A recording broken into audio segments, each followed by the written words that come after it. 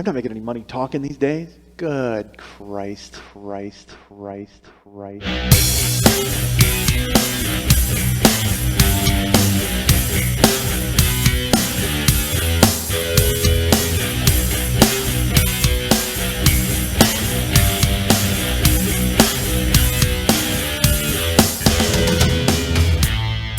a dick, folks. I'm not gonna lie to you. Still am. I guess I am a decent guy because I'm a fucking jerk, and I'm not a jerk. Apparently, I'm a dick. I'm not an awful guy, but I've done so much ridiculous stuff. I'm an awful guy. Hey, what's happening? Mike Schmidt, 40-year-old boy podcast, and it is show 50. Yes. I would set off fireworks, but this house, literally, there's like plastic everywhere. We would go up in like a horrible fire. It would be like a fire in China, like one of those like fires that burns for 9 days because they can't put it out because there's so much flammable material and just nothing but black smoke coating the sky as the Chinese scramble for cover. I don't know if that happens. I've never been to China. What if I had been to China? What if I was in China right now for show 50? How great would that be? You know, I'm telecasting from the Great Wall. I'm telecasting. I don't know. Is that even a word? Did I just make up a word? I might have. A telecast is like okay. Like, so if you know what, you need express written consent from Major League Baseball for this telecast from China. That's what you need. That's where the word telecast comes from. Baseball season is upon us, folks, and I'm very excited about it. So now the word telecast has leaped into my brain again. Show 50, and I sit here on a Tuesday. Unfortunately, folks, it is Tuesday, March 3rd. You know me. You know I don't like recording at night. You know I don't like recording on Tuesday. You know I like my Wednesday sweet spot. I like Wednesday afternoon because it gives me an extra day to think of things, and then I'm not talking about Chinese fires. But unfortunately, our friend Lily. I'll tell you what, folks. This show not paying people and asking people to contribute out of the goodness of their heart, that shit is for the birds. If I can drop back to 1930 on you, because then the people who do the show, like our friend Lily here, can just go, hey, you know what? I can't do it Wednesday. Fuck you. Oh, okay. That sucks. Like, I'm paying you, goddammit. You have to show up on Wednesday when I say. I'm not paying her. You know what I pay her? A hamburger, maybe. And she refuses that half the time. She'll get a hot dog and a Rice Krispie treat. That's what she wants. And that doesn't sound good at all. That sounds like a sex act, like you can get in a brothel. You know what I mean? You're like, hey, man, how much for a hot dog and a Rice Krispie treat? All right. I got to make sure I bring 2 condoms for that. So that's usually what she gets paid in, is hot dogs and Rice Krispie treats. But because this week apparently she's going out of I'm sitting here. Let's put it this way: I got here 45 minutes ago and had to watch her curl her hair. I mean, that's where I'm fucking at right now, folks. She's like, hey, you know what? I can only record in this window from 3 o'clock to 5 o'clock. So I got here like diligently at 3:03 because it's March 3rd, and that's how I like to fucking do it. That's right. If it's March 3rd, I get here at 3:03. If it's fucking April 4th, I get here at fucking 4:04. That's how it's gonna work from now on, folks. I cannot wait till December 12th. I'm gonna be here at 12:12. Oh my God! You know what would be even better? November 11th. 11, 11, 11, 11, 11, 11, 11, 11, 11, 11. God damn, I love saying 11. So I got here at 3:03, and I walk in, and it's just Lily in a tank top and no pants, and she's like, I gotta get everything ready for tonight. I'm like, yes, you do that, and she's putting curlers in her hair, and first she was drying her hair and didn't answer the door, and then she's got to put curlers in her. I don't understand. So you dry your hair and then curl your hair? That's how it works? All right, I didn't know. My wife, I'm in bed when my wife fixes her hair. I just wake up and my wife's hair looks great, and I'm like, all right, I don't need to see the sausage get made.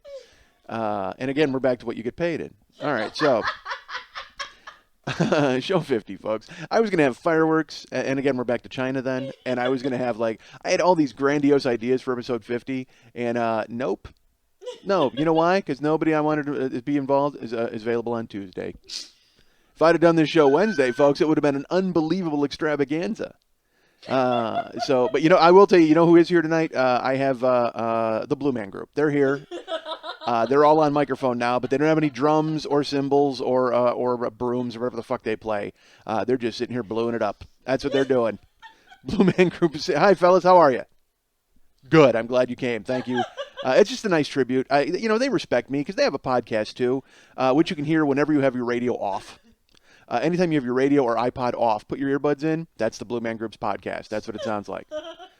Uh, and also Teller is here. Teller from Penn and Teller is here. He's here for the big podcast. Teller, how you doing?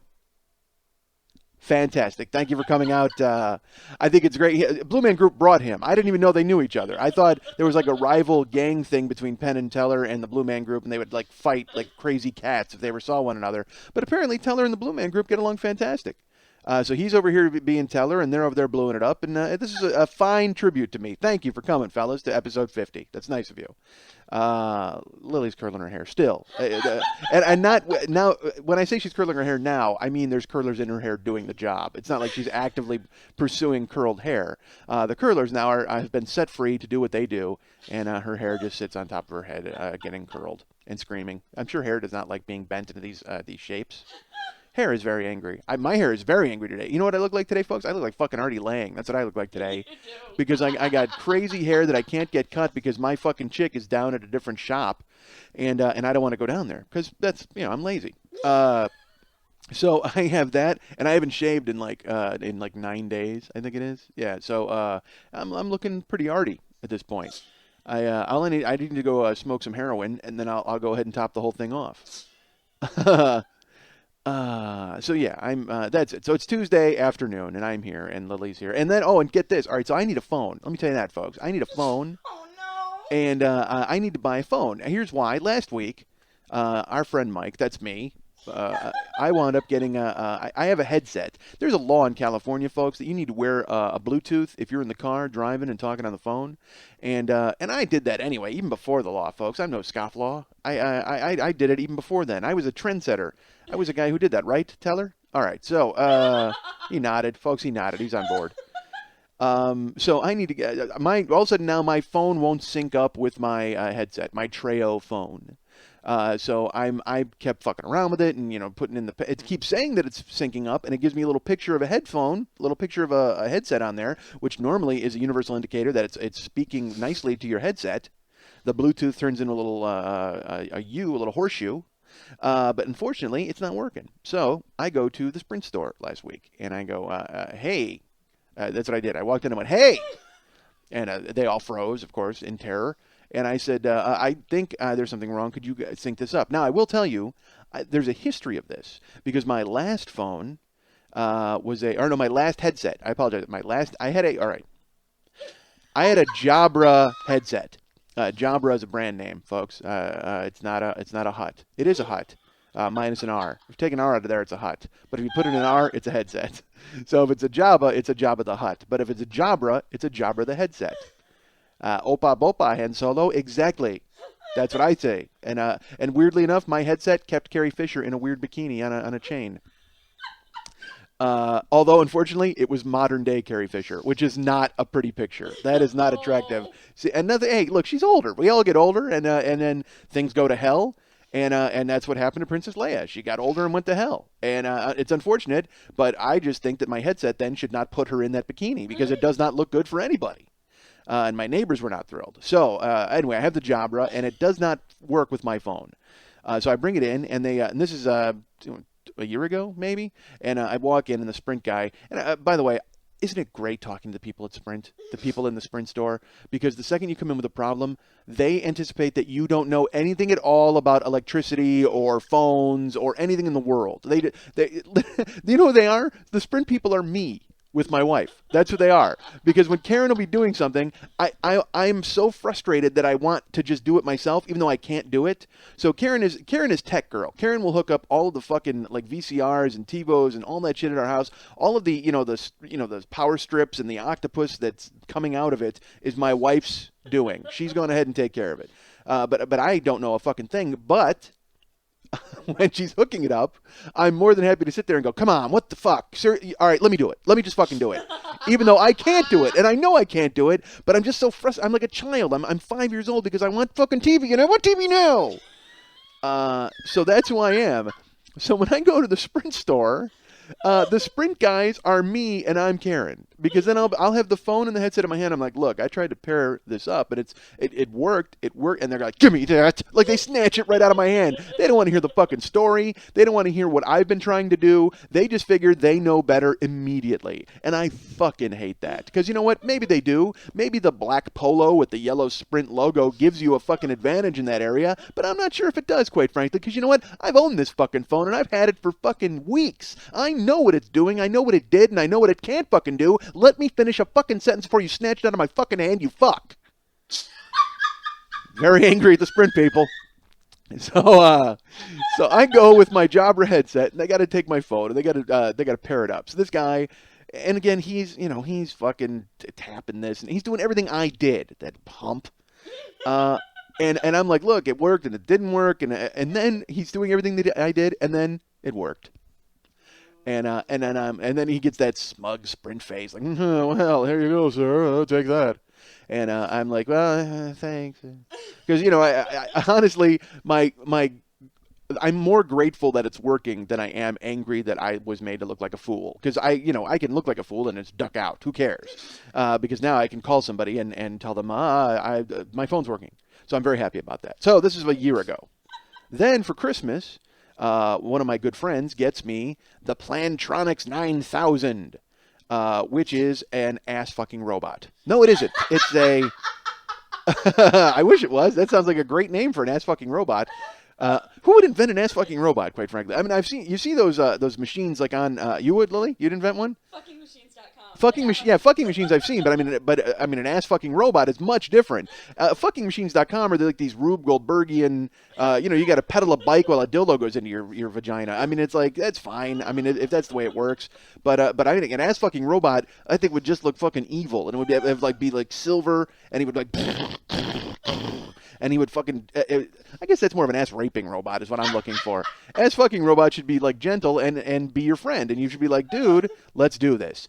But ass raping robot just charges in and takes care of business whether you like it or not. So that's what I'm looking for. I'm looking for an ass raping robot. I don't want one for me, per se, but I think someone should invent one. So, because technically, if you invent an ass raping robot, are you a rapist? No, you're an inventor. Right. I say you hang this all on the fucking robot. Because you know what? If you invented an ass-raping robot, and that robot goes out and ass-rapes 1 or 2 or 100 people, okay, before it gets caught. Because honestly, the first couple people who come in and report getting ass-raped by a robot are going to get laughed out of the fucking police station. They're going to be like, yeah, right, you got ass-raped by a robot. I doubt it.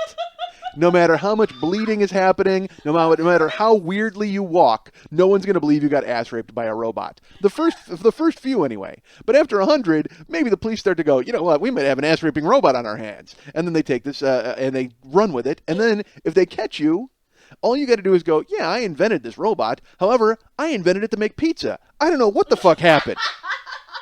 And they'd be like, why did you give it a huge angry phallus? And you'd be like, that's where it holds the pizza. It throws it in the air and spins it, and then it hangs it over there to kind of stretch it out. What's wrong with you? Haven't you ever invented a pizza-tossing robot before? Of course you give it an angry phallus. So, if you invent an ass-raping robot, you're off the hook, quite frankly. Because, I mean, the robot does the raping. All you did was the building. And they can't prove that you programmed it to ass-rape anybody. They can't find your ass-raping codes. You know who could, though? The guy from Sprint. He would show up and just like, beep, bop, boop, bop, bop, beep, bop, bop, bop. Yeah, this is a ass-raping robot. Of course it is. Says it right there in his display screen. Meanwhile, the ass-raping robot is just looking at the guy. And I just picture it like RoboCop when it would be through his eyes with all the words and the graphs. And it would just say, ass, rape, Sprint guy. And he would chase him down. And then you're busted, quite frankly, because then they find it in his little AI. And not Allen Iverson. They don't find it in Allen Iverson. They find it in his artificial intelligence, folks. So, the ass-raping robot. How did I get started on that? I don't know. I was going somewhere. I went to Sprint. Okay. Oh, the Plantronics 9000. That's why. I thought it might be an ass-raping robot. It's not. I guarantee it's a headset, folks.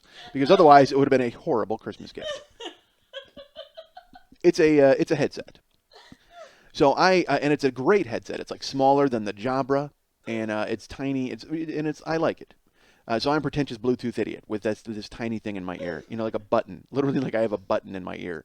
So all of a sudden now it stops working. It stops working with the Treo phone. And if you have a Treo and you like it, that's fine. But I hate it. I can't. I don't. It's like a brick with the keyboard on it. I mean, it's a stiff. So I bring it in the other day to the Sprint store to have them take a look at it. Despite my earlier experiences there, I do recognize the fact that they were able to fix it. So I figure, well, maybe they'll do it again.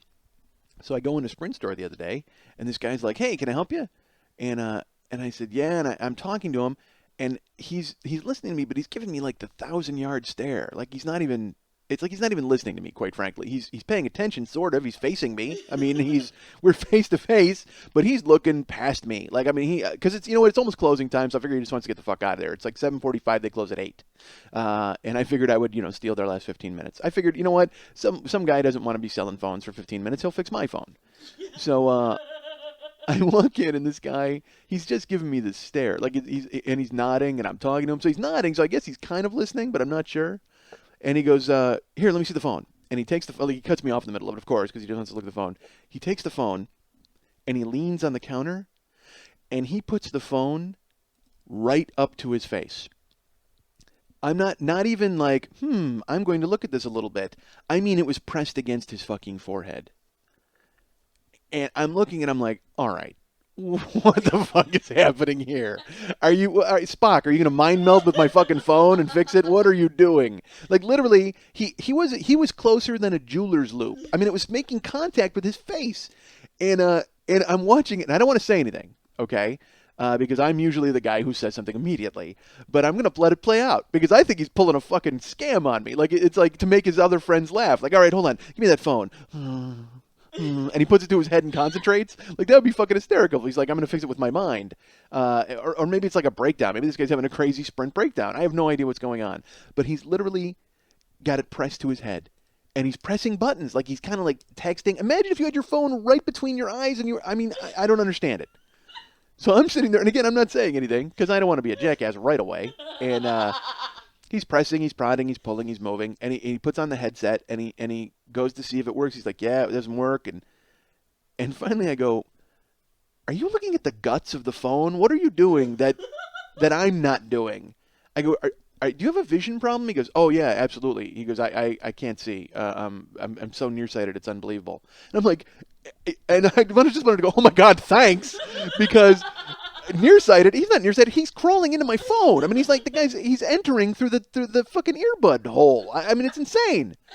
So he's literally got it. So I finally look at him. And then he's got a wonky eye and another one that's fucking like spinning around like a slot machine. And I'm like, oh Christ, maybe this isn't the guy. Granted, he got me right when I walked in the door, but I trust him. He seems like a nice guy. And he's So then I said to him, maybe the headset works with your phone. He's like, you know what? That's a great idea. And then he pairs it up with his phone, and my headset worked fine. So he said, you know what it is? Your Sprint doesn't work. And I said, your Treo doesn't work anymore with headsets with Bluetooth. Something's wrong. I said, okay, so I need a phone. So I was trying to figure out what phone to get, and the guy's like, he tried to put me in a BlackBerry. He's like, dude, BlackBerry's the move. You got to get that. It's the greatest. And I said, okay, but I couldn't remember why I got a Treo until I went home that night, and I realized I wanted a Treo because the other Sprint guy I talked to told me Treos were more compatible with Macs because I have Mac. I'm a Mac laptop and all that stuff. So then I thought, well, fuck, if a BlackBerry is capable with Mac, I got to check it out. So I Googled compatibility with Mac, BlackBerry, and about 45 minutes into my research, I go, hey, you know what's compatible with a Mac? An iPhone, stupid. So I guess I have to get an iPhone because it's much more compatible and it would work with my system and stuff. And also, I was looking at the BlackBerries, and the BlackBerry he wanted to sell me, the new one comes out in May, so it doesn't make any sense to get that yet. So I'm living without Bluetooth now is my point. So I come here today, and Lily doesn't answer the door, and finally I get in somehow. I have a neighbor unlock it and let me in because she's curling her hair and doing whatever she's doing. And I said, hey, let me look at your iPhone so I can kind of figure out what's going on. And she goes, no, absolutely not. What? I'm sorry, what? What is that? No, I'm not a jagoff. I'm not going to do so. And she's like, no, you can't. And I go, why? She goes, well, you remember how you had like pictures of cock on your phone? And I go, well, I had a picture of my cock on my phone. I don't think I had a library of cock photos that I could scroll through on the Treo. And she's like, well, let's just say that I've got some stuff on my phone that you can't take a look at.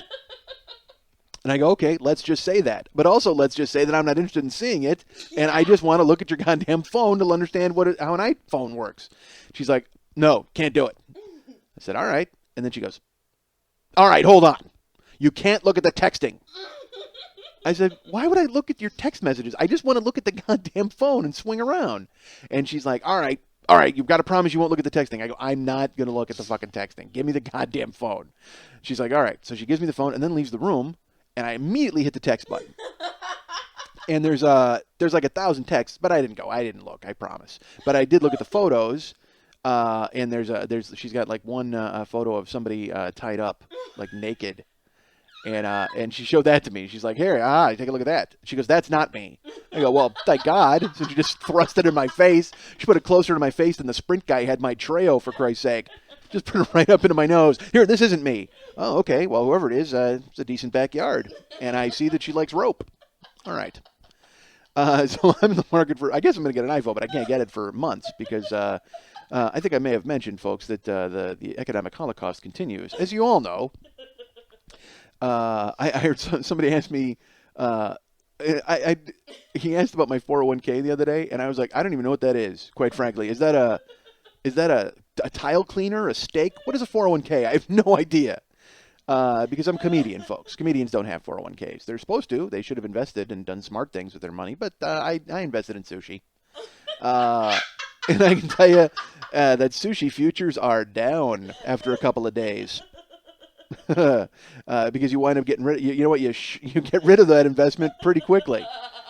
I've invested in sushi. God, I can't even imagine how much. But then I just dumped it. I dumped my shares in sushi within a couple days. I can't commit to it. I dumped my sushi shares. That's funny. I just made that up. God damn, I just made this whole thing up, folks. I'm really good at this. All right.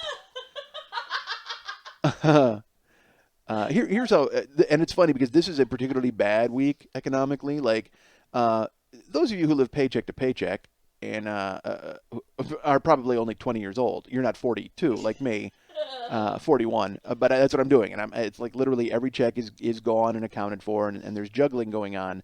But there always seems to be, it's always worked out. But those of you who live paycheck to paycheck know that occasionally you will hit a week where the timing is wrong and you don't have any money because, the last check came last week and it was used to pay everything, and now you have a week to get the next check, and so you're down, man. You got no cash.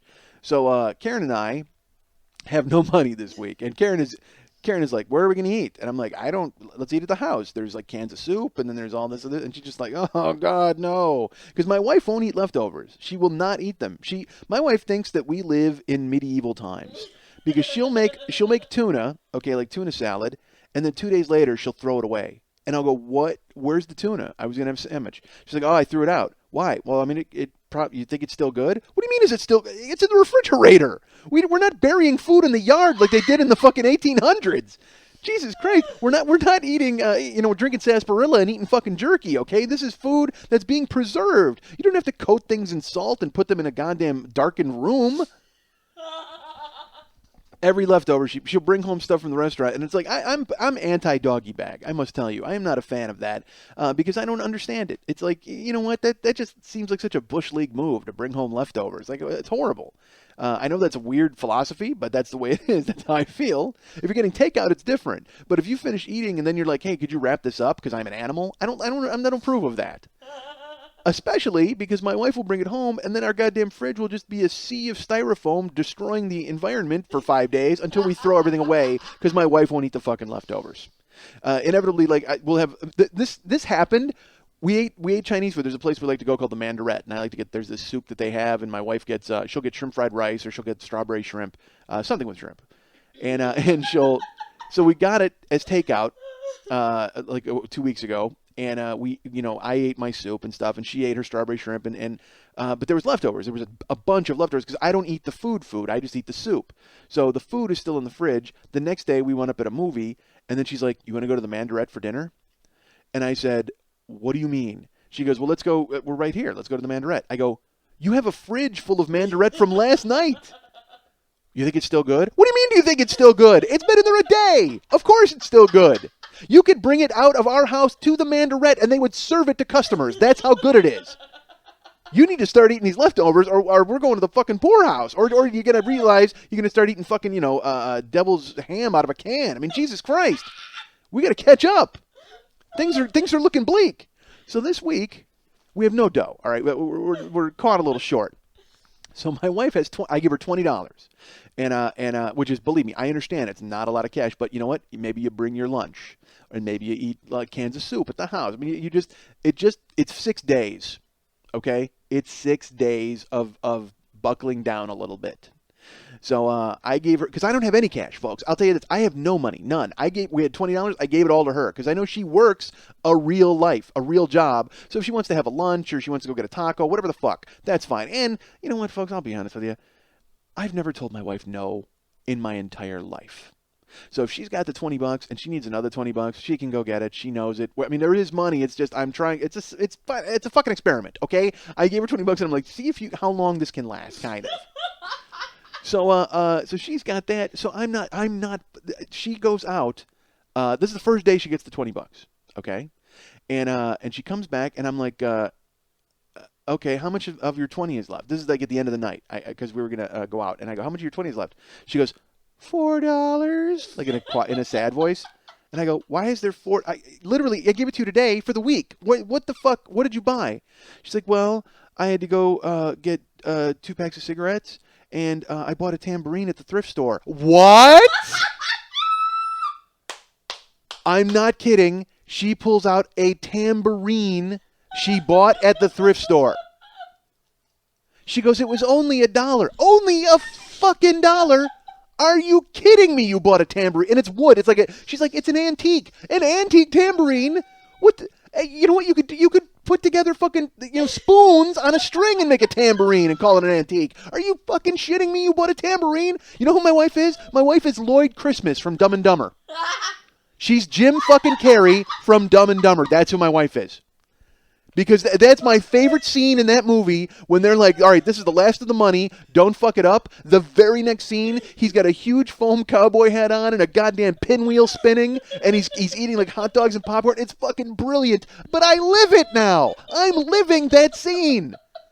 I bought a tambourine at the thrift store. Are you fucking kidding me? How badly did the people at the thrift store want to get rid of that tambourine, too? Because every time somebody came into the thrift store, they picked up the tambourine and were like, they played it. And then Karen's like trying to cheer, like, we're laughing about it. I'm not yelling, I'm laughing. I'm just like, who? You bought a tambourine, honestly? And she's like, well, because my wife buys junk. And we got a junk drawer full of like coupons and old fucking, Parmesan cheeses and just, throw it out. Throw everything away. We got boxes of shit and I'm just like, go through it or I'm just going to throw it out. And I save a bunch of Rat Packy shit, too. I've got 9 Stratomatic games up in my fucking closet, but they're up in my closet. They're not sprawled all over the living room, for Christ's sake. A fucking tambourine. She's got a violin, too, that she plays. And by plays, I mean she drags the bow across it and makes an unholy noise that disturbs everyone for miles around. She actually took violin lessons for a while, and I was like, well, that's great if that's what you want to do, but then, of course, her OCD stopped her from going, so now all she does is goes... Jesus, fuck. Just fucking, and it just plays, and it's I'll wake up, and the violin will be playing, and it's like, she can't play, it's just making noise with it, like violin noise, and it truly sounds like somebody fucking a cat with a harmonica. It is the most awful noise I've ever heard in my life. And now, thankfully, there's a tambourine to throw in. Maybe I can jam with her. Maybe she starts playing the fucking violin, and I just been, Jesus Christ, you bought a tambourine. Unbelievable. And it's there. It's in my house. It's there. It's just on a table. And then she goes, I have a routine with my tambourine. You want to see it? Yes, of course I do. And all she did was just bang it on her hip a few times and dance around and smiling. And she's cute. And yes, it won me over a little bit. But at the same time, Jesus Christ, you bought a fucking tambourine. What are you, in the Monkees? Jesus Christ. Oh. My wife, I just think she's buying shit to buy shit. I don't even think she didn't care. She was in the thrift store and, didn't want to dump $6 on an antique shoe polisher. So she bought it. And my favorite thing, she keeps now, the tambourine, she keeps it in her car. I picture her just like in traffic, just going, oh, man, this is terrible. Hey, what's going to cheer me up? Banging out the tambourine. And again, it's L.A. You look around in traffic. You look over at somebody putting makeup on. You look over at somebody eating shaving. I've seen people shave in their cars. I have never seen anybody act like they were in a goddamn bluegrass band. I've never seen that happen. My wife busts out the tambourine and goes to work, fucking Stevie Nicks style. Great. Oh, my wife's insane. She cooked the other day. She, again, because we got to be home, and so she's like, "Oh my God, I'm gonna make this amazing recipe. It's gonna be so good." I'm like, "Okay." She goes, "It's gonna be real," and I'm like, "All right, good. I look forward to it." Because I never make my wife cook. If she wants to cook, she is a fantastic cook, and I'm always excited about it. But if she doesn't cook, then that's fine. We go out to Styrofoamville. So she winds up cooking this pasta carbonara. Okay, and it's if you know pasta carbonara, it's like a cream sauce, and there's bacon, and it's amazing. She spends all of Sunday making it, and I can't eat pasta, folks. I mean, I may have told you that because there are prior episodes where I've discussed the plumbing problems I have and why pasta is not good. Because again, I have no stomach acid, so pasta goes in and gets chewed up, and then as it leaves, it's like the Play-Doh funny pumper. I mean, it's just really horrible. I mean, it just doesn't. And again, literally to the point where I thought about buying a star mold and putting it on my ass. I'm like, all right, well, this will be fun. Let's check out how that works out. I'm going to make a crescent moon. It's an awful thing. And again, so I can't eat a lot of pasta because there will be a problem. It's just, it becomes a physical problem. So, she's making the pasta. And again, I don't want to tell her not to make the pasta because she's all excited and she's loving doing it, but I can't eat it, man. I can eat like 2 forkfuls and that's it. So she makes this amazing pasta, and then she gives me a huge bowl of it, and I go, and I told her beforehand, I go, I can't eat pasta, right? And she's like, trust me, it's gonna be so good, it's gonna be so delicious, da da da. So she makes it anyway, and I sit down and I eat it, and it was fantastic. I had 2 forkfuls of it, and it was really really good. And then I can't eat it. Unfortunately, she made 2 pounds of it, so I had to put it. I put the bowl down and she's like, "Well, was it good?" I go, "Yeah, it's fantastic. It's fantastic." She's like, "Yeah, but you didn't eat it." I go, "Honey, I've told you this, and I told you today, as you were making it, I can't eat pasta." She goes, "Yeah, I know you can't eat pasta. I know." And she goes, "Do you want something else? I'll make you something else." And I go, "Was there any bacon left from the pasta?" She goes, "Yeah." And I go, "Can you make me a BLT?" She goes, "We have no lettuce, and there's only 2 pieces of bread left." Because, again, my house is down to the bare minimum. Well, I'm like, well, there's 2 pieces of bread. You can still make me a BLT. And she's like, well, there's no lettuce. She's like, do you want a BT, like Noel? Which, by the way, that's a Christmas BLT. Just a BT because there's no L. Thank you. Enjoy it. Made my wife laugh. So I said, no, I don't need a Christmas BLT. And then she goes, well, you know what? How about if I make you a special sandwich, like an unbelievably special sandwich? And I go, oh. Okay, that would be great. Thank you. Please do that. She's like, all right, you're going to be so surprised. She goes in the kitchen, and I hear like sizzling, and here's something you should know about me that you might already know, but I mean, I know it about me too. I equate food with love. Okay, I know that I do. So it's like I always have, and so the fact that she was going to make me a special sandwich was unbelievable. I'm like, it just made me so happy that she would do that for me. So I'm sitting there waiting, and in my head, again, I'm fat, folks. So I'm given to these thoughts where I'm like, well, what could possibly be on it? Is it going to be ham? Well, you can't go ham and bacon, can you? Oh my God, maybe she can. That's the special part of it. And she's going to melt cheese on it. There's Munster cheese. That's my favorite cheese. And she's going to melt that on there, and it's going to be, it's going to be so good. I'm excited. And she's like, are you ready? And I go, yeah. And this is like 15 minutes later of me. I could not wait for the special sandwich. And she brings it in. She goes, here you go. And I'm not kidding you, folks. It is 1 piece of wheat bread cut in half. So it's a half a sandwich. Because I said I probably didn't want a huge sandwich. And it has bacon on it. And that's it. And she fried it in the skillet, like with a press on it. So it's kind of like a bacon panini, but it's plain. There's nothing on it but bacon. And I looked at it and I went, is this a joke? She goes, no, there you go. And I go, that's your fucking special sandwich? a piece of wheat bread with the old bacon on it, like with butter, like you fried it. And she did this move, like she did this Homer Simpson move where she goes, "No, I'm just kidding." And I go, "No, you weren't kidding. This is what you meant, right?" And she just starts laughing, like she can't stop laughing. And I go, "You made me a fucking jail sandwich. That's what you made me." That was the special I go, "I don't want it. I don't want to eat it. Just take it away."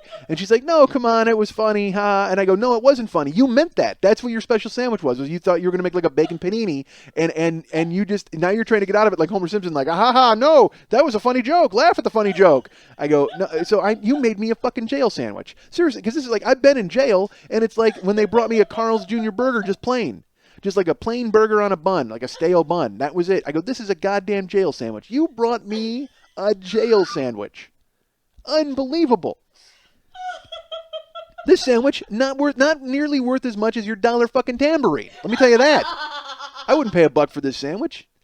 She's like, "No, come on, ha, I was just kidding. I'll make you a new one." And I go, "No, you don't have to, seriously." Because now I'm mad. Now I'm like, again, because I'm an irrational child. And I could go make my own sandwich. But again, I equate the very act of making me a sandwich with love. Like, I'm like, oh, the fact that she would care enough to do that for me is so fantastic. And then she drops a fucking jail sandwich in my lap. Are you kidding me? So she goes ahead and she's like, "No, I'll make you a new one." So she goes in there and she made me, you know what she made me? She made me a fucking Christmas BLT. She made me Noel.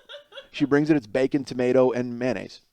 And I said to her, I go, "Didn't I tell you I didn't want a BLT with no L?" And she's like, "Come on, taste it, it'll be good."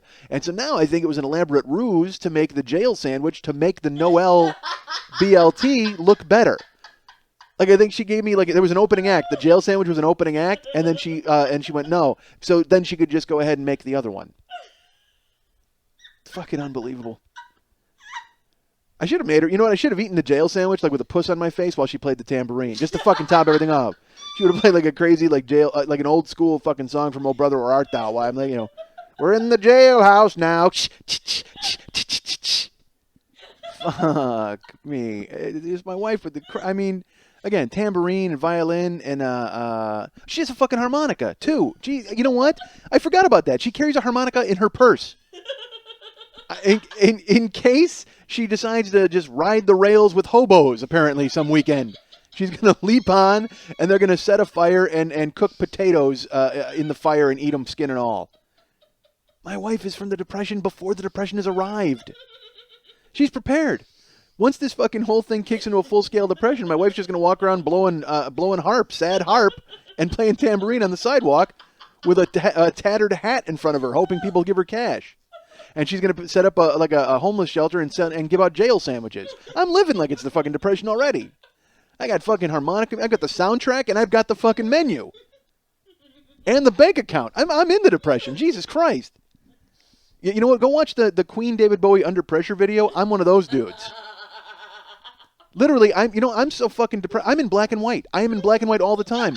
I walk around, people are just like, "Dude, like, what's going on?" I go, "I don't know. I wish Ted Turner would show up and colorize me, because I've dropped back to fucking Depression era times. Even in my appearance, I'm a fucking black and white goof. Walking around in a fucking wool coat and a burlap hat and fucking fedora on top of that, and cardboard shoes. Jesus, my wife tap dancing, playing a fucking harmonica." And I've had that kind of food before. I mean, Christ, unfortunately, it was 20 years ago. When I lived in Tahoe, Ransom and I, when we would be broke, and we were broke, like Ransom drove an MG Midget. You know those cars? Like, it's like this. We used to call it the red sled, because we would just slide all over the fucking road, and in the summer it was awesome, but in the winter, fucking unbelievable. And the heat didn't work.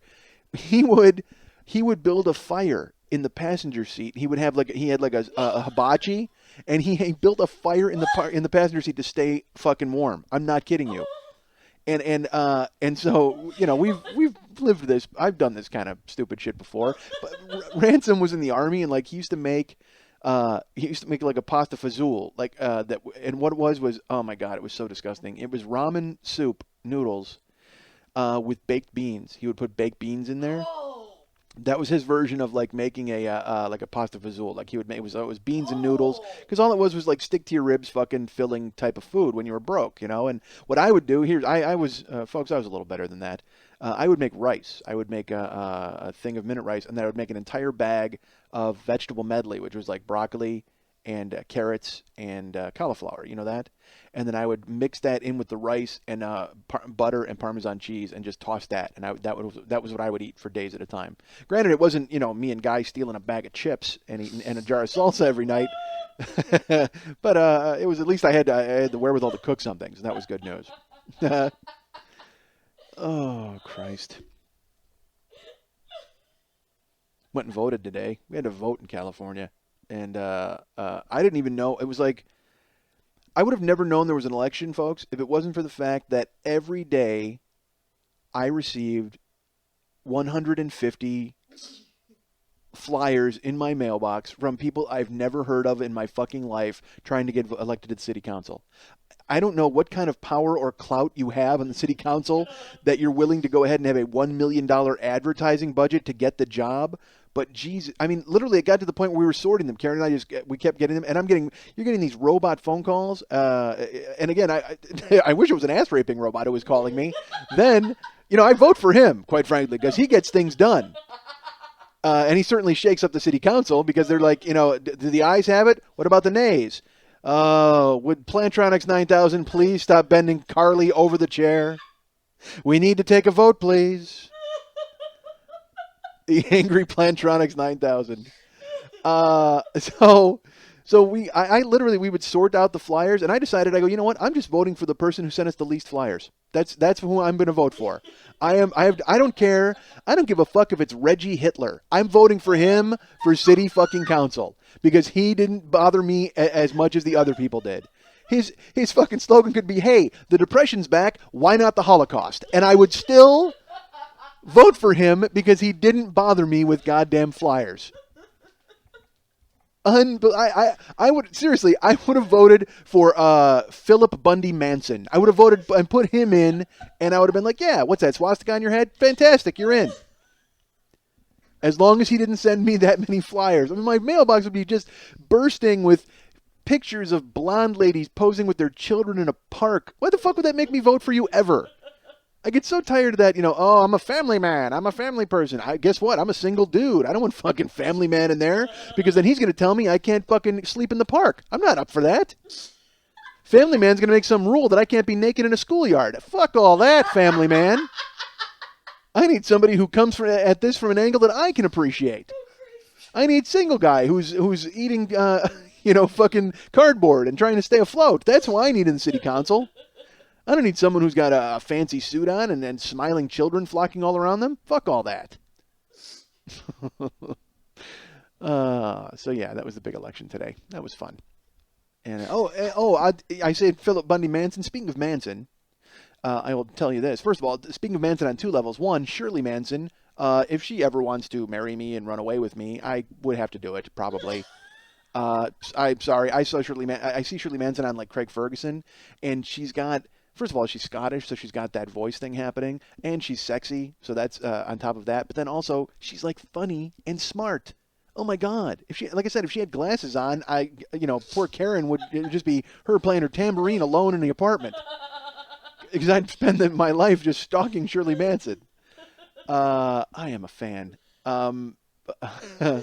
Because I liked Garbage. I mean, I loved Garbage anyway. I liked her just as a singer. Like, she was like a hot singer. Then when I hear her talk and see her and all, I'm just like, oh my God, there was a reason I liked her. She's on different levels. She's awesome.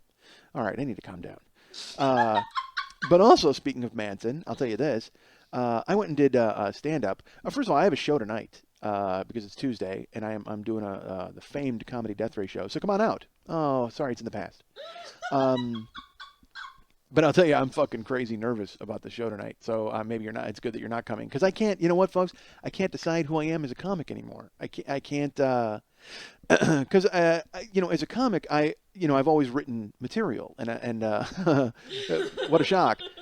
But like written jokes and written topical stuff, and very rarely talked about myself on stage. Well, this podcast and the podcast before it, Never Not Funny, led me to start talking about myself a little bit on stage, but nothing to the extent of what this show has done. I mean, this show is it's literally an hour, 20 minutes of which is funny, of me talking about me every week. So I want to bring that to the stage. Like, I want to kind of be me and make my act kind of a version of this podcast, but I'm not gonna lie to you folks. I'm fucking scared shitless to do it because it's hard to do that. Like, I mean, it's hard to trust that people are going to sit there and listen while you put a story together without having a laugh every 10 seconds or 20 seconds or 2 minutes or 5 minutes. So it's a little nerve-wracking. So this week I got scheduled for Death Ray, which is like a big-time show here in Los Angeles. It's probably the premier comedy show in Los Angeles. So I'm doing it tonight. And so last week, I haven't done a lot of stand-up in the last 5 months. I mean, I've been doing this, which is great, and it's a great way to express yourself, but it's very different from doing stand-up. But I'm still good. I mean, I'm still funny, you know. So last week I wound up doing I did 5 sets last week, trying to catch up. And get better and figure out what to do. Well, I have some stuff that I know I'm going to do, but I still don't even know what my set's going to be tonight because I honestly wanted to tell a story. Like, I was going to tell the 7-Eleven story on stage, and I've actually listened back to it on the show, and it's like 24 minutes long. I mean, it's retarded, and again, 4 of which are funny, but still, it's this long ass. Like, I've only got like 10 minutes at this gig, so I already have half of it planned, and then I was like, well, and I'll close with a story. Well, my stories are retarded long. So unless I'm doing a show that's just me, I don't know if I can get away with doing a story, because then, in that small amount of time, folks, my entire set would have to be a story. And again, I don't know if people are ready for that, and I don't know if I'm ready for even to do it. Because it's funny, people have written me and said, why don't you do this podcast live? Because when we did Never Not Funny, we used to have, we did a couple of live shows, and those were always the best. Because... and I'm spoiled now, actually, because every week that I do this, it's a live show because I have Lily here to kind of react to what I'm doing, which is great for me because it allows me then to be crazier and sillier and make things more funny. And it's very freeing and allows you to go kind of off on tangents and fuck around. So when we were live and we would do the show, Never Not Funny, same deal. Although there were 3 or 4 of us, the crowd would laugh and you would know you're getting immediate response to what you were saying. And granted, I know I'm funny. All right, look, even if I'm talking in a silent, quiet room, I'm fucking hilarious. But having somebody there to react to it is that much better, and it reinforces it, and it makes you go, hey, maybe I'm not a fucking psychopath. Maybe I am funny. Maybe I don't have just a high opinion of myself. So to have people on board with it is great. But I'm freaking out, man. Like, I don't know what to do on stage. Like, I need... Because the shows I did this week were great, and they were all, like, in open mic venues. But at the same time, I did straight stand-up. Like, the first few minutes was pretty much straight stand-up. And then I wanted to tell a story, but I knew I didn't have the time to do it. So then I wound up doing just, stories that I was safe with. And I kind of betrayed myself, honestly. I wanted to have a whole new thing to do tonight. And I don't know if I'm going to, quite frankly. Half of it will be new. But we'll see. We'll see if it works. Who knows? Next week's show could be me announcing my retirement from fucking stand-up, folks, if tonight does not go well. I went and did these shows this week at these open mics, and those are always a challenge because I fucked up, folks. I've been doing this almost 18 years. I shouldn't be going out there and doing that. I should be getting up at the Improv. I should be getting up at better places. And unfortunately, I pissed around and fucked around and never got management and never got anybody in my corner. And so, and that's my fault. I mean, I wouldn't do what I was supposed to do. I sat in my fucking house. I didn't go out and showcase. I didn't do the things I was supposed to fucking do. And now I'm paying a horrible fucking price for it. Not really horrible. I mean, there's a lot more people out there are paying much more horrible prices for their decisions. There are people now eating a jail sandwich in jail. So they certainly have it much worse than I do. I mean, they didn't have their loving wife prepare them a jail sandwich. They had some fucking 300-pound guy named Mo prepare it just before they had, ass-raping robot show up for the night. And although I don't think it's a robot in jail. I don't know. They couldn't put ass-raping robot in jail because, I mean, his very name would give you the idea that he was going to be a problem to have in general lockup. You don't want him in Gen Pop, ass-raping robot, because quite frankly, there's going to be a lot of terrible things happening. And his name is Plantrox 9000. Of course, I have to address him by his real name. So, Because even Ass Raping Robot is like, look, I'm not like the masturbating bear on Conan, dude. I've got a name. I'm Plantronics 9000. Just because I'm a robot and I ass rape doesn't mean you can call me Ass Raping Robot. That's just one tiny facet of my multifaceted character. You may have heard about my pizza making experience.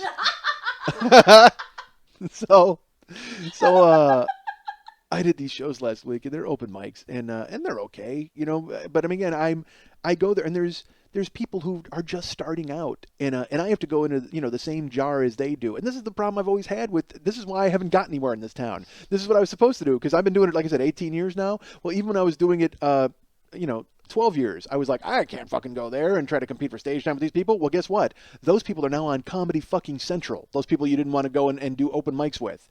There are people, the Jimmy Fallon show premiered last night, and two of the writers are people that started doing comedy in the time I've been here in LA. Like literally started and have become who they are now. And more power to them because they became great. That's the whole point. People loved them and took notice of them, and then they've worked hard and become who they've become. That's fantastic. I have not. I have just fucking sat around like a fucking dipshit, and it's disappointing. I'll tell you that. So this week I went and did stand up, and where did I go? I did here's the weird trend. All right, this has started. Since I last did stand up, this is. I did a show Wednesday. There was a guy. I mentioned it last week. I said the guy was very nice. He was going to put me up at a club close to my house, and I was like, all right, that's great. So I went and did the show, and it went fantastically well. I did very well, and everything was great, and I was funny.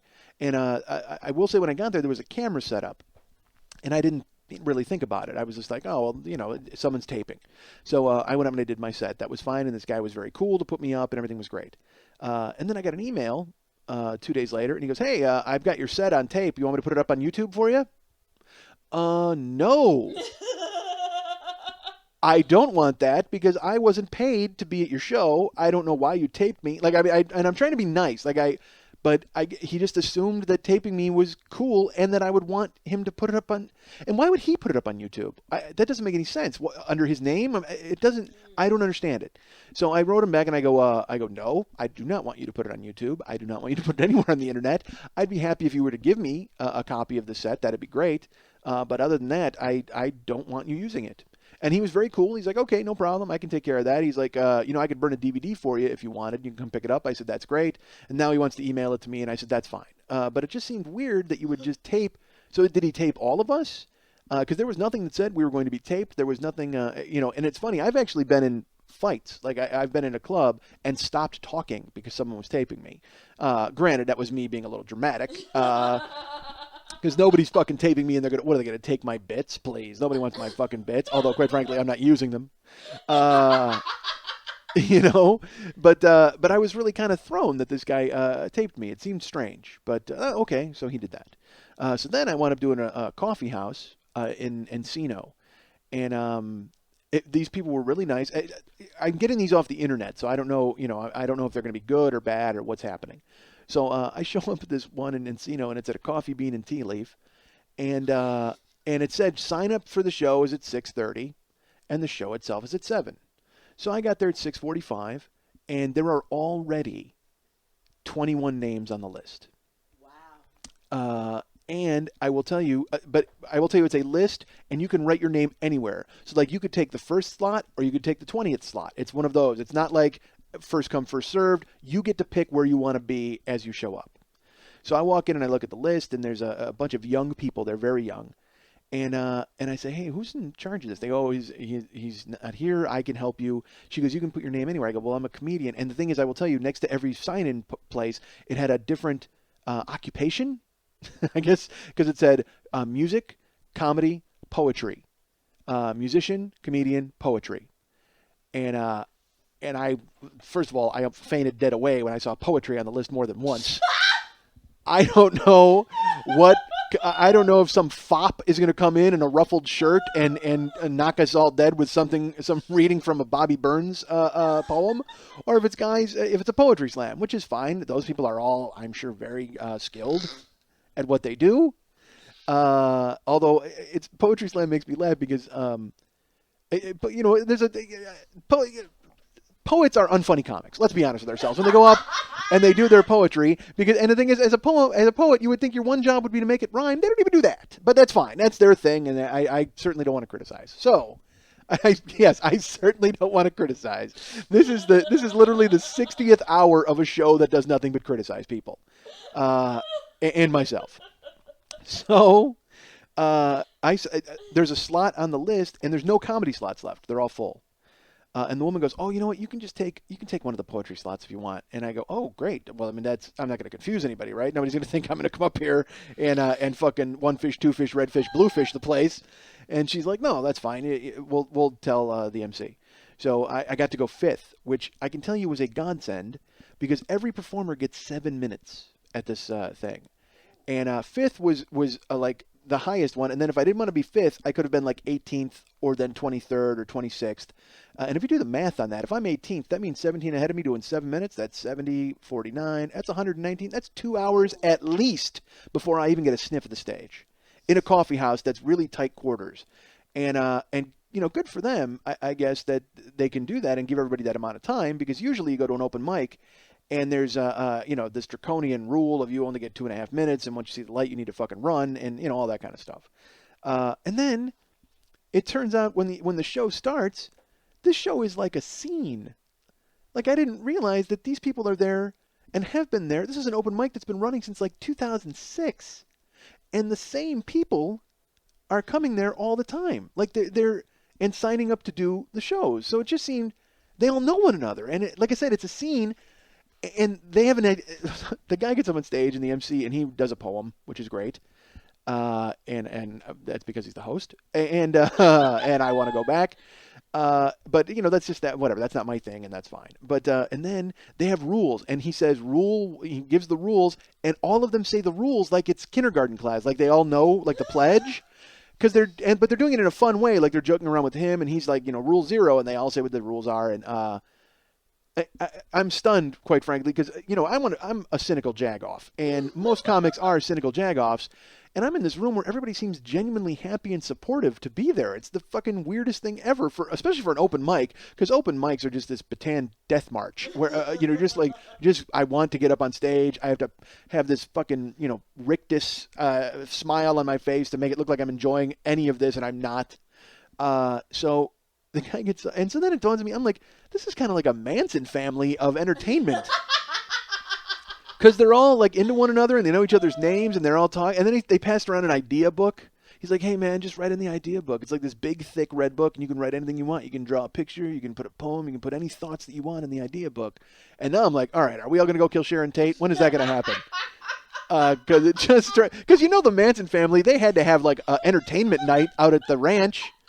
Like when they weren't out doing creepy crawlies and killing people, they must have had a poetry slam, or Charlie put on a dress and pretended to be Lucy, right? That had to happen.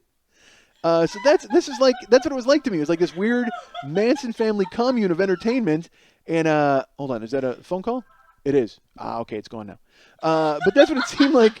To me, it was like, so because they were all like into one another, and they're all friendly and supportive, and I'm not used to that shit at all. And then the idea book comes to me, and I was touched, and I'm like, should I write something in the idea book? No, because that don't do that, because you would write something cynical and retarded, and it would, then the book would catch on fire, and they would freak out that their book they've been compiling for 3 years has been destroyed by this interloper.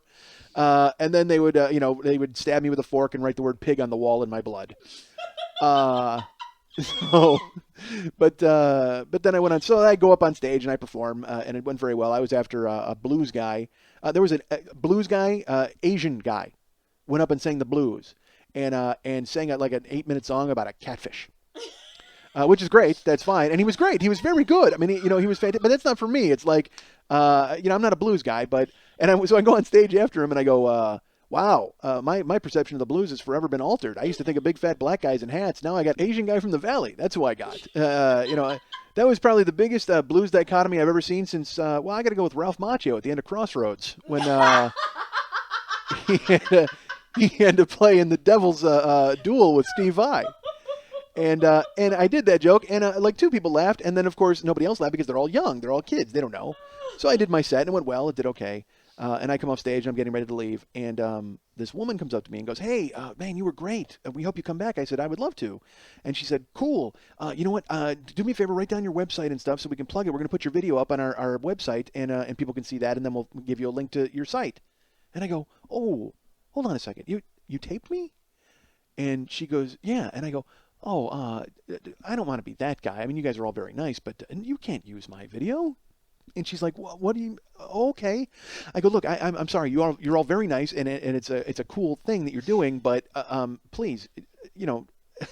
I'm in a coffee house with 8 people. I don't need that up on the internet, especially when you you hit a camera behind the macaroons. I mean, seriously, the fact that someone's going to have to be peering at me through blueberry scones and a display case.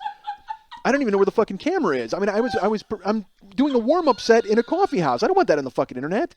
And she's like, "Oh," and again, very understanding. And she's like, "No problem. I'm happy to plug." I said, if you really put links on, because they have a website. It's an open mic scene with a website. And she's like, "Yeah, and we'll plug your website. Do you have a website?" I go, "Yeah." And I go, "And if you want to plug my podcast, you can put that down too." And I go, "Please don't use the video. I can't stress that enough." So I don't know if that just happened while I stopped doing stand-up, that it was okay to tape people. I mean, I don't mind if you tape me and want to give me a copy of it, but don't be putting me on the fucking internet. I mean, I stink. I don't want people to see that. It's bad enough they got to sit through this torture. They want to go ahead and see that fucking happen? So, if I get the sets and they're good, I'll put them up. I'll put them on my site. You know what I mean? I don't think I need to be putting them up on YouTube for people to see. If they're good, maybe I will. Who knows? But the coffee house one, absolutely not. Again, like I said, it's they have a camera set up in the latte machine, and you're some spy cams. I don't need my set filmed by nanny cam and given out to the fucking the masses. And of course, by the masses, I mean nobody, because who the fuck is gonna watch it? Nobody. Who out there is going, "Oh wow, Mike Schmidt in a coffee house? I gotta turn that in. I gotta see exactly how badly he fucking chewed it." And I didn't chew it. I did okay. And did a set last night at some at what used to be I guess it used to be a gay bar. And I found out because the gay guy on stage said it used to be a tranny shack. That was what he called it. And the name of the place was Skinny's Lounge. So I went up on stage and I said, so not a gay bar anymore, but it used to be a gay bar. The only change, really, they renovated the inside. Also they changed the name. It used to be No Fatties Lounge when it was a gay bar. And the 3 gay people were not happy. And I said, "Sick 'em, Plantronics 9000," and he ass-raped the entire crowd. Take that. And unfortunately, they were on board with it. And then when he was finished, he made pizza for everybody. All right. You guys can write me at mike@MikeSchmidtComedy.com. You guys can write me at Nope, hold on. You can write me at mike@MikeSchmidtComedy.com, and you can write me at myspace.com/MikeSchmidtComedy. Please remember to check out Comedy Film Nerds. I don't know if I'm going to have anything new there, but go read my old reviews. Read the Tropic Thunder review. People seem to enjoy that. And what else did I review? I reviewed a lot of. I wrote a column about The Dark Knight. I wrote a great holiday column. I'm really good. So go check that out. And you'll enjoy it. I know I enjoyed it. Please, it was fantastic. And also, you can get our friend Lily here, Lily, Lili, at burlesque411.com. Go ahead and see if she will text you dirty messages that you're not supposed to look at in her phone. And so write her Lily at burlesque411.com. And you can also remember to go to the Monday Night Tease show at the 3 clubs every Monday night at the 3 clubs on Santa Monica and Vine. Go check it out and see Lily and her naked friends, and that'll be a lot of fun. You're hosting. I forgot about that. Hey, you know what? Let's plug that. I am hosting March 9th. Yeah, it's March 9th. I'm hosting the Queen Tribute Show this Monday at the Monday Night Tease, which will be, a bunch of strippers wearing fake mustaches and pretending to be gay men, which honestly could be Thursday in the burlesque community, because that's what they do. They put on a bunch of feathers and pretend to be Freddie Mercury. That's what they do. So it's the Queen Tribute, and it's a benefit for AIDS, which seems really strange. I don't know why you would want to benefit AIDS. AIDS seems to be doing strongly on its own. If anything, we should be fighting AIDS, because AIDS is not a friend to any community, let alone the burlesque community. If all the gay men die, who are you guys going to talk to? So it's I think it's a benefit against AIDS. I'm reading the flyer incorrectly. So Come out and contribute to the fight against AIDS by trying to see a nipple slip. So that'll be fun. That's nothing makes the fight against HIV better than seeing a girl do a back bend and you're hoping a lip pops out. So please come and check it out and wait for some sort of wardrobe malfunction so you can go, oh, hey, I just saw that girl's man in a boat. All right, so I never understood the man in a boat thing. I mean, I guess whatever. It doesn't make any sense to me. I heard that much later in life, and I never had. I don't understand. See, I'll tell you this. I don't understand when they tell you that the man in a boat or guys who don't know how to eat pussy or they don't know how to do those kinds of things. That was never. I mean, it was a problem for me early. Like I didn't know what the fuck I was doing. But once you learn what you're doing, well, then guess what? You get good at it. The whole point of being good at it is wanting to do it. That's the whole and not being a psychopath about it. You're not trying to chew through to the back. That's my point. You're just trying to get it done. I don't even know why I got into that tangent. But so anyway, come on out and hopefully a stripper will show you that. So, a burlesque dancer. I apologize. I don't want to get beaten up by 9 women in wigs. So again, Mike at MikeSchmidtComedy.com, MySpace.com/MikeSchmidtComedy, Lily at Burlesque411, and also go to the Monday Night Tease next week where I'm hosting and we have the Queen Tribute Show. Lily, are you dancing in that show? I am. Hold on, I'm going to slide this chair up. Are you dancing? I am. I'm dancing in Bohemian Rhapsody with 3 other people. You folks, you have no idea, right? Because I have a headset microphone on, and I'm like an inch from. You're so close to me, it hurts. I'm so close, I could be fixing your phone. But I went Steven Tyler, Joe Perry there, folks. I pulled the microphone up between us, and we almost had love in an elevator without an elevator. But that's how close I was right there. We were separated merely by a foam colored collared. What the color is foam? A foam covered stick. That was all that prevented Lily and I from swapping gum. Well, that's the fact that you're married. Well, no, yeah, of course. I said swapping gum. Okay. That's the other thing is completely out of the question. Hell, I saw your phone. You're booked up.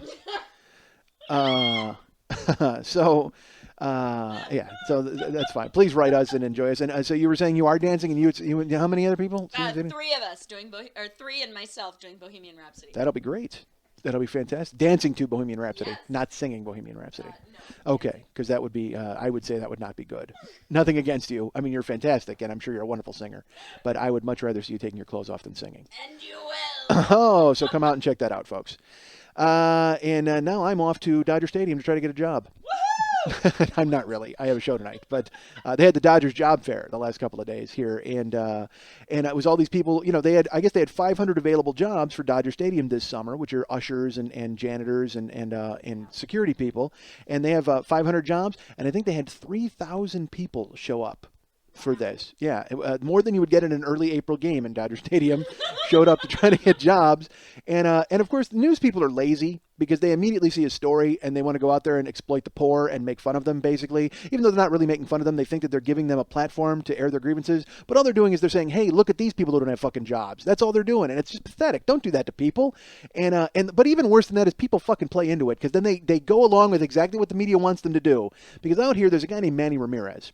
Okay, and he's a baseball player, and he is right now probably, I'm going to say, he is certainly one of the 2 best hitters in the game right now. He and Albert Pujols are unbelievable. They are, A-Rod is A-Rod, but I think Albert Pujols and Manny Ramirez are the most dangerous right-handed hitters in the game.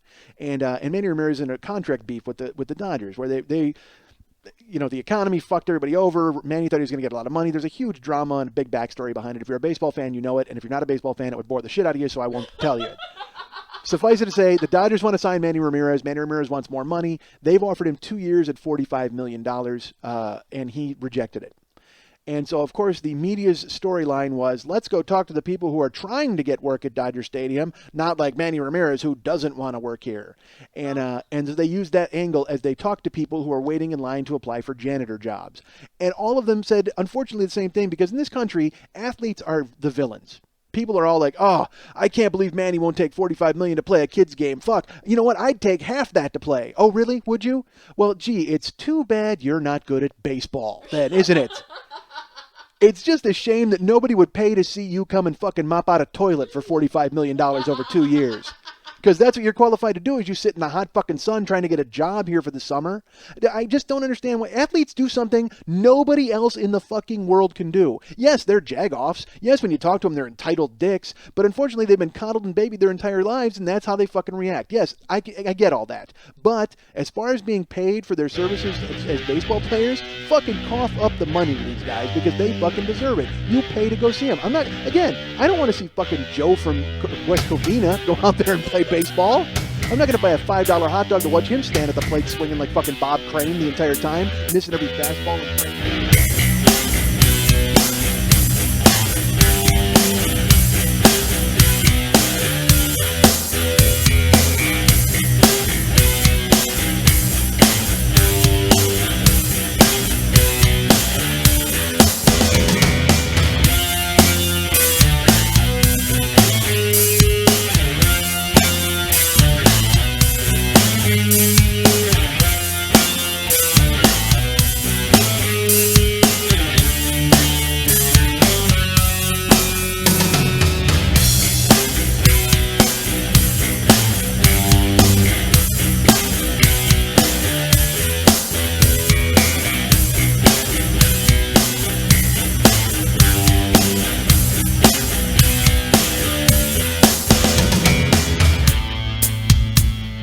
I'm a dick, folks. I'm not going to lie to you. I'm a decent guy because I am a jerk. And I'm not a jerk. Man, I'm an awful guy. I'm not an awful guy. I am not a good guy. But I don't think I'm a bad person overall. So, and go ahead and by all means judge that. I'm kind of a jagoff. I got no future. What am I talking about? But I am a jagoff. And I'm not a jerk. I'm a nice guy. It's just I guess I have jerky tendencies. I've done so much ridiculous stuff, and then I wonder afterwards, I'm like, man, how come I don't hang out with anybody? Here's why, because you're a dick.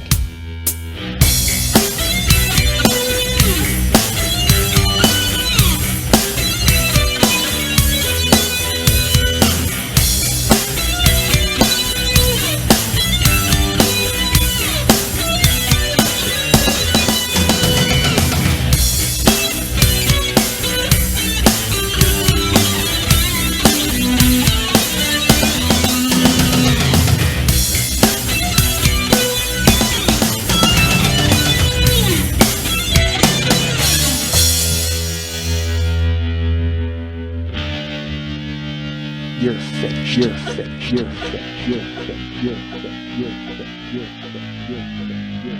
You're finished.